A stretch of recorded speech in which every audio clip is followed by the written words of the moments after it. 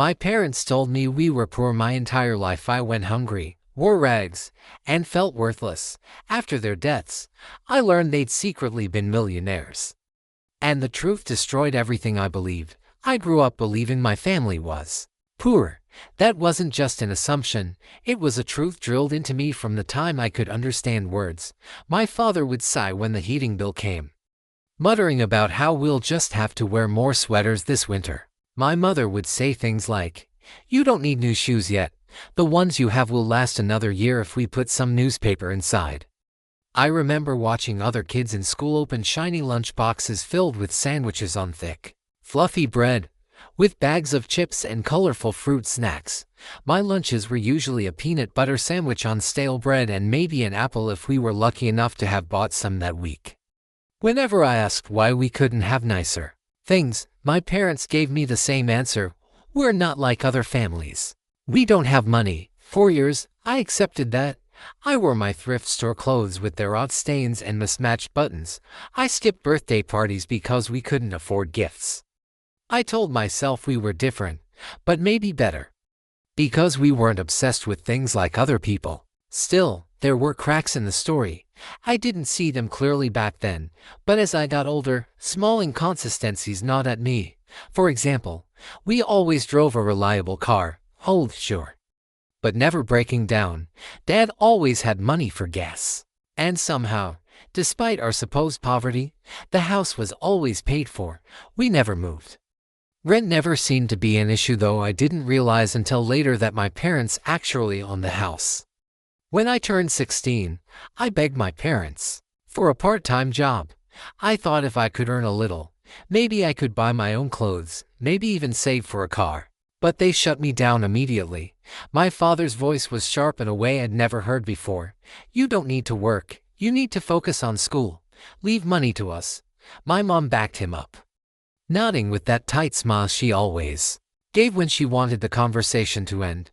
I didn't understand why they wouldn't let me work. I thought it was about pride. Maybe they didn't want people to know just how poor we were. By the time I went to college, I had grown accustomed to this supposed poverty. I picked the cheapest school I could, relying on scholarships and loans. My parents gave me almost nothing, just a few $100s here and there. They repeated the same refrain: "We wish we could do more, but we just don't have it." And I believed them. I believed them when I worked 2 jobs just to cover my textbooks. I believed them when I skipped meals because the dining hall plan was too expensive.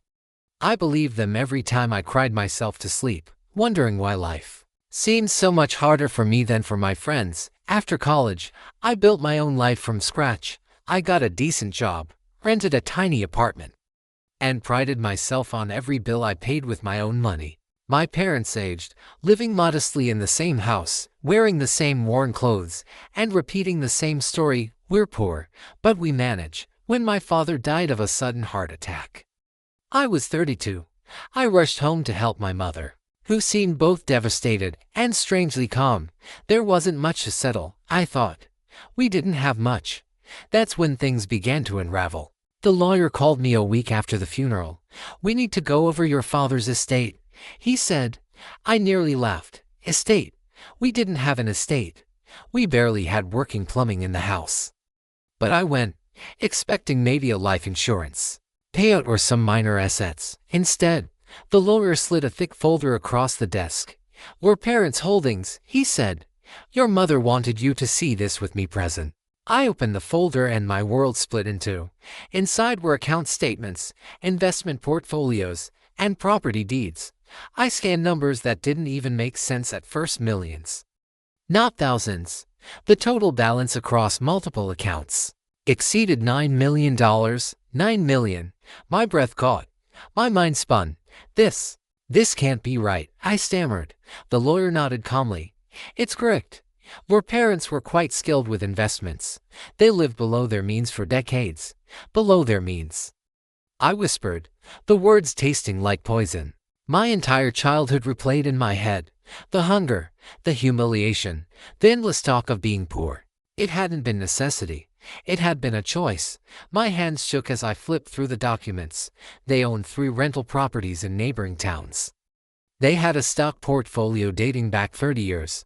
They had even set up a trust. Trust, the lawyer spoke again, but I barely heard him.